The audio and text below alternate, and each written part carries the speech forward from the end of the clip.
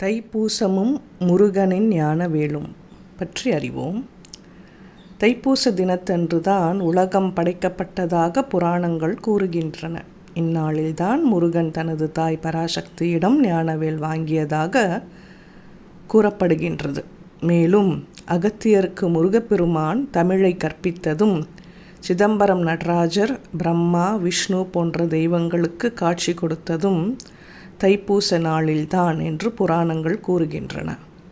அத்தகைய சிறப்பு வாய்ந்த தைப்பூச தினம் முருகப்பெருமானுக்கு உகந்த நாளாக இருப்பதால் இன்றைய தினத்தில் லட்சக்கணக்கான பக்தர்கள் முருகப்பெருமானுக்கு அலகு குத்தி பால் குடம் எடுத்து வழிபடுகிறார்கள். அதையடுத்து அதன் சிறப்பு என்ன என்று தெரிந்து கொள்வோம்.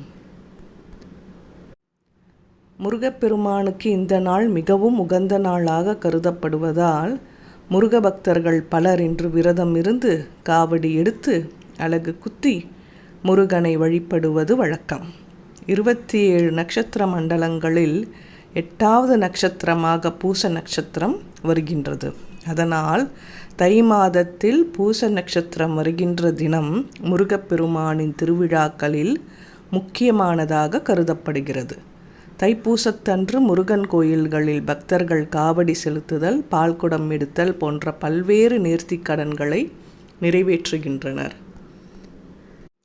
இந்த நாளில் 6 படை வீடுகள் உள்ளிட்ட அனைத்து முருகன் சிவன் கோயில்களிலும் திருவிழாக்கள் நடைபெறுகின்றன. தமிழ்நாட்டில் மட்டுமல்லாது மலேசியா, சிங்கப்பூர் என உலகின் பல்வேறு நாடுகளில் உலகெங்கிலும் உள்ள தமிழர்களால் வெகு சிறப்பாக கொண்டாடப்படுகிறது. தைப்பூச நாளில்தான் உலகத்தில் முதல் முறையாக நீர் தோன்றியதாக தேவி புராணம் கூறுகின்றது. மேலும் அதிலிருந்து தான் பூஞ்சை, புல், கால்நடைகள் மற்றும் மனித உயிர்கள் தோன்றியதாக புராணங்களும் சாஸ்திரங்களும் கூறுகின்றன. அதேபோல் தைப்பூச நாளில்தான் முருகப்பெருமான் தனது தந்தை சிவபெருமானுக்கு பிரணவ மந்திரத்தின் பொருளை உபதேசம் செய்தார். அதனால்தான் தந்தைக்கு பாடம் சொன்ன முருகன் என்ற பெயர் வந்தது.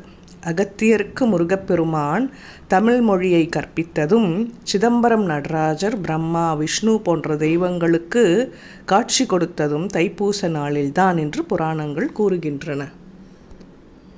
வரலாறு: சூரபத்ம சகோதரர்கள் சிவபெருமானிடம் வாங்கிய அளவற்ற வரத்தின் காரணமாக தேவர்களை சிறைப்பிடித்து கொடுமை செய்தனர்.